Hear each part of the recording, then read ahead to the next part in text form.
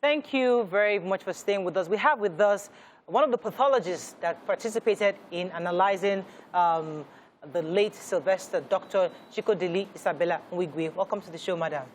Thank you. Many Nigerians still have questions because this is this report that everybody's saying, how can it automatically exonerate these boys? And it was a rather crowded autopsy that was done. I mean, I was told that there were 9 pathologists, 1 from Warri, 4 from the young boys that were accused, I think 2 or so from Lagos State government, and even 3 policemen. Why on this young boy? And we saw the results. It says that the boy died of sepsis and some acute, big word, to his ankle. If you can explain to us. So what the school rep was saying, there was an ankle injury, obviously, at the point he was taken from school. From then on, where the sepsis, how would you tell us how the sepsis, do you think, set in, or how could it have set in before the boy eventually passed? Thank you very much. Thank you for having me. I just wrote down some things. For one thing, when you say crowding in an autopsy room, it is actually allowed all over the world when you have contentious cases like this. And mind you, an autopsy had been done before. So we were doing a second autopsy. So this time around, to have a balance, the team of pathologists were from different teaching hospitals across Nigeria. Males and females were 2 females, and the rest were males. Okay. And so everybody was there from start to finish. Okay. Video recordings were done. It's available. Okay. The pictures were taken from start to finish. Even when the lights blinked, we're taking photographs. My camera snaps in the darkness. So even if the light went up, we just continued till it came on. Nobody stepped out from start to finish. We started at about 4:30. We were done at about 9. Now, it's a big autopsy room, so it's not a crowded room. You know, when you say it, it's almost like a hut. No. No. Right. It was in Lasut, Lagos State University Teaching Hospital, morgue, Ikeja, Lagos. And it is a center of forensic pathology.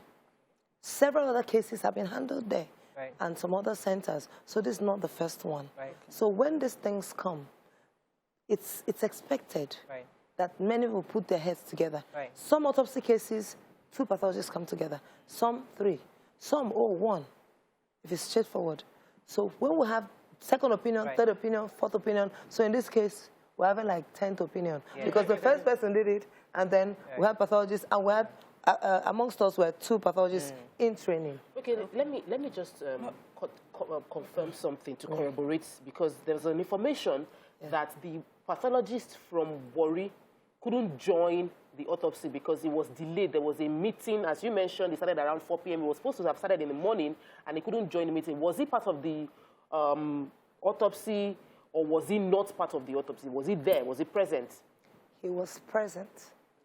He was there in the morning. We were all present at different locations there before we now came together. We had to wait for the radiology department to do x-rays. So the whole body was x-rayed to check for fractures. And they gave their own go-ahead that there was no fracture. So it was a division of labor. There was no fracture on the ankle? No, there was no fracture. All over the body, the whole body was x-rayed. So we had to wait. So all those waiting time was for the radiologists to do their work. It's a division of labor. So I want us to be clear. So there was no fracture, number 1? No fracture. So I'll get into it. Okay, please. We have very little time, so that's what I want you to. So he was there from start to finish. And he's still in Nigeria. He can answer for himself. Exactly. Okay, so I think we'll just go straight to that. Since there was no fracture, where did sepsis come from? Good. So I'm just going to be quick so that people will get to know. Pathology, ideally, I would say that ideally, pathologists should work without sentiments, should work without emotions, should work without inclinations, should work without affiliations, should work without bias. Yes, yes. Whatever you are foretold, or you foreknew, or you're dreaming about, or you hear, or rumors, myths, legends, set them aside. Do your work. It doesn't matter where it's your relative. Say it the way it is. So it's on soul and conscience. When you look at the report, you see on soul and conscience, we performed this post-mortem. Everybody is answerable to God at the last day. Yes. Nobody is a God. God remains God. So I will say that. So Now, for that autopsy, I'm going to do a summary so that we'll know a picture quickly. Now, sepsis is a blood infection. You would ask, what came about? How did it come about? History, past medical history, past social history, his pediatric history, his milestones, his reproductive history, his drug history, social history, we had none. All we had was, this is a body, an autopsy had been done before. The brief medical report that came was, this is a body, autopsy had been done before in so place, but this is the body of a patient who sustained injuries from a football match. That was all. There was no past medical history. So, but we get such cases. You get a BID case brought in there. Do you don't know the name? You don't know where it's coming from. You need to sort it out. So you use your mental acumen and your skills and your laboratory investigations, radiological investigations, toxicology. What did you see when you finally... Good. So I needed to tell you that to know why we did that. Now, for that sepsis, what we saw was there was, for his body externally, there were some shallow cuts and bruises, just shallow cuts and bruises on the forehead. Then there were bruises on his lips. Now, on his right ankle, there was a darkened, kind of wrinkled area looking like a bruise. Sometimes post-mortem, that's after death. You can have wrinkling of skin as part of the post-mortem changes, part of decomposition, depending on how the body was preserved, either through embalming or refrigeration or both. Now, so when you see that, you're not going to assume. So what we did, we incised. So we opened it. And when we opened it, we saw discolorations. We saw some reddening, what we call hyperemia. Some areas were congested. Then we saw a collection that looked creamy white. So when you see that, of course, we say, oh, this is pus. But we still said pus-like. Because, oh, yes, it's pus. Whatever you smell it, you need to test it. So we took specimen, took it to, sent it to the microbiology department. That's another division of labor. It's not us. They did the test. So if you want to corroborate, go to them. Then we also took specimen from the tissue there, the muscle, the ligament, we just took specimen from there. And remember that we opened the whole body. So we took specimen from the brain, we took specimen from the liver, from the kidneys, from both lungs. So we're told that his lungs had issues, but the organs around his rib cage and his lung was all intact. Is that correct? No, let me explain. So on opening, there's a way we open up. You open up the skin flap, then you remove the muscle, and then you remove the rib cage and the sternum. You open, and then you start removing the organs from there. Bone surrounds here, but here there's no bone. So you need to do that: remove the skin, remove the muscle and ligaments, remove the sternum and the ribs, and then go in. So on going in, what we were able to see was, one, the lung looked, at the time we brought it, because we'll bring it out, not just looking, we'll bring it out. The lungs looked whitish. There's a way the lungs look. The lungs look reddish-brown. And in adults, you have some dots that are black, we call anthracotite patches. They are carbon deposition from general inhalation of smoke, not just smoking, whether it's exhaust pipe, whether it's gasoline, or whether it's firewood, or smoking, or, you know, understand, incineration. So that's the regular thing. In adult lung, you see it had black dots. But this didn't have it? No, because it's a young child. So it was just a little part of that, not as in an adult child. But then, that wasn't the main thing. There was a film, white film, you know, covering the apical area, the lateral areas, the lobes, the superior, you know, that's what catches you. We have it on camera, so you will see it. And so because of that, in both lungs, we took specimen. We were already suspecting, so we took specimen for histology. Histology, study of tissues. Then when we got to the liver, we took specimen. The liver was kind of a line. We took specimen. Then we got to the kidneys. We took specimen. We got to the stomach. The stomach, we opened it, and then looked a bit reddish and looked a bit eroded, means just that the upper surface is a little, but some small area. But we still took, because you're not allowed to guess. Even though we had things on our mind. Because of time, I wish I had got you in earlier. But I'm around now. I don't have time at all. I'm running up now. I'm almost done. So I just had to give the scenario. So we took all the specimen from the stomach, and then finally, by the time the lab results came out, microbiology showed that it was pus, it was a bacterial infection. Sepsis is usually caused by gram-positive bacteria. Gram-positive bacteria like Staphylococcus, Streptococcus, Klebsiella, Escherichia coli. So it was streptococcus. It proved that it was gram-positive because sepsis, some gram-negatives can, but most times it's gram-positive and they give rise to toxins in the body, endotoxins. So now, why the sepsis? So with that pus, when you have a pus in any part of the body, whether it's with diabetic sore that there's a pus, or whether it's from a whitlow or whatever, the idea is you drain the pus, you incise, you drain, and then give antibiotics. And it's a life-threatening condition, so you give IV, intravenous antibiotics against oral and IM, intramuscular. You give So IV. that was done earlier. That boy could have I don't survived. know. You don't know.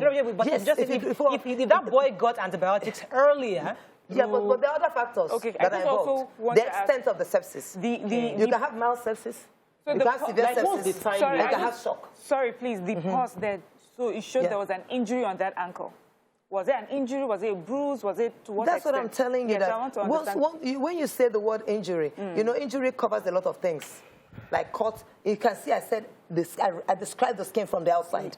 It didn't look open. It looked wrinkled. It looked like shrinking. You could see that something was going on. So it can be an impact. It can be trauma. Or you know that there was something pressure at the ankle. Okay. Well, I don't. You know, I'm going to say, you know, a pathologist, you must say what you see. yes. So you don't have bias. Yes. So the police will do their work. The forensic analysts will do their work. Okay. Now, can I go on? Yes. Now, from that pus, whatever that developed there, that pus, when you don't drain a pus and it festers, it can only get worse. And what it does, the pus is a collection of dead tissue, dead cells, and microorganisms that are living. And these microorganisms multiply per second. When you don't drain and you don't give IV intravenous antibiotics quickly, at the right dose, at the right time, and the right type, when you don't give it, the microorganisms enter the blood, septicemia, and when you have septicemia, it spreads to the body. And that's why it spreads to the liver. You have hepatitis, you have the kidney, and then the lungs. And lungs are dangerous. Let me just throw one. Let me get the father. Mr. Sylvester, are you there? Hello, sir. You've heard all these scientific and I would like to use jargon. We're not done. Yeah, I know you're not done, but unfortunately we're around the time. I'd like to let him say one or two things. Would you like to ask her a question or respond to what she said so far? What we already know anyway. Yeah. Good morning, sir. I'm sorry about your loss. I'm really sorry about that. Mr. Sylvester, are you there? Sorry about your loss. Go ahead. Can you hear us? Yes. Please, go ahead. I'd like you to respond to what she said so far. I can hear you. Yes. Would you like to respond Thank you very much. Yes. Yes, I heard something, but not much. Yes. I heard that saying pulse. If somebody has bruises, right? Oh. If somebody had bruises, that's what we heard. Network. Ask if someone had bruises from a beating. Would it cause sepsis? Oh, we're having it's lagging. Maybe they kicked you, and maybe swim. Oh, so okay. Would that cause the pulse? Come again, please, sir. Hello. Please come again. We didn't hear you. Go ahead, please. If you have a swollen body, Oh, I wish I could get a text. That is swollen. I think it's a swollen. Okay, we have to wrap up, unfortunately. Sorry, I need to ask you this question. Many people got angry online when they saw that report acquitting. Is it the job of the the pathological department to acquit people of any guilt in the case? Should that conclusion have been in the letter, or should it be left for the coroner's detailed investigation before the acquittal will not be made? Okay, I'm just going to say something quickly because I feel for him. He's trying to voice out something. I don't know if he's saying if he was beaten like you're saying or trauma, what could happen. You know, I thought he was going to ask me about the bruise on the lips. You know, people, I saw they saw the lips had bruises, was bleeding. But I want to tell everybody that in sepsis too, you can also have what we call hemorrhagic rash. So it is a rash, but it bleeds easily. And when you don't treat the sepsis, it only gets worse. It turns to a bruise. And then when you don't treat, it starts bleeding. So guess what? So when you see the lips, you think, is it a fever blister? Or is it harmattan? Or is it something else? So when we see things in medicine, we don't run to conclusion. We have to decipher. So could he have taken a liquid? Because people are saying there was a liquid. The boy, young boy said he was given a liquid. Can I say Yeah. something? You know, hearsay, I don't really dwell on it because people say a lot of things. Oh, did you see You any? deal with fact. Was there We any liquid did in it? toxicology was done. You know, if you ask me if I was still liquid, remember a formal autopsy was done. Yeah. So even if there was fresh blood, it would have been gone from the first. Once you open the body, it expels. If you open the urine, it will go or liquid. But a toxicology was done. Yes. And if I can tell you, samples were taken from this one, the second autopsy, and samples were taken from the first autopsy. Incidentally, the first autopsy's toxicology report came out, and it's negative. No poison, No liquid. no toxin. Okay, we have to wrap up on that. That's all we can take. And we didn't see bruises at the back. Okay. We didn't see bruises at the back. But just We have to shallow cuts run. there. Thank you very much We for- opened all the skin, and we checked for tissue reaction on the We have to run. We didn't see. Unfortunately, so I guess this case is now dependent on the testimonies of others and also maybe other deposition from different people. Thank you very much, Yes, ma'am. and she said something. We have It's to the run. pathologist to say that it's an investigation going on. If a coroner's inquest was given, if a second autopsy was required, and pathologists were pieced together, I'm sure the magistrate would ask the question, does it rhyme with this or does it not rhyme with that? So you answer the question you asked. That's all we can take on the show. Goodness, we tried to match everything together. Thank you so much. I think you speak really fast. Thank you. I thought I was the only one that spoke fast. You speak fast, too. All right. Thank you very much, Mr. Oromoni, for joining us. Are you still there? It was really internet. I really wanted to hear your thoughts on this pathologist question, but I guess we'll still bring you back, and we'll continue to follow the story. Our hearts really go out to the entire family, and we just hope that indeed Sylvester gets justice at the end of the day. Have a great day. We'll see you tomorrow. Bye for now. Amen.